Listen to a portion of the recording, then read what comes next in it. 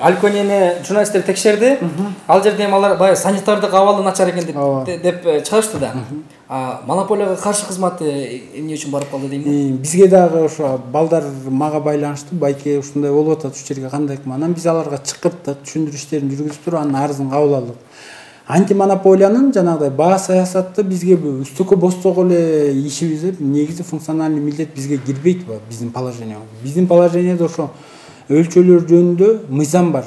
Азыр эле айтып кетпедимби? Алардын таразалары бар, приборлору бар. Ошо приборлору жыл сайын кыргыз стандарттан өтүп туруш керек. Поверка деп коет да. Анан өзлөрүнүн голограмма берет, бир жылга өтүп берген. Ошолору кемтиги бар. Андан кийинде жарнамалар жөнүндө антимонополияга караштуу мыйзам бар. Ошолорун текшеребиз. Ар бир жарнама, ар бир азык-түлүктүн сыртында албетте кыргызча, орусча расмий тилде жазылыш керек. А если мисалы өзүңүз эле продукт алып калсаңыз, жалаң англисче же кытайча ошо дүкөндүн ичинде сатууга тыюу салынат.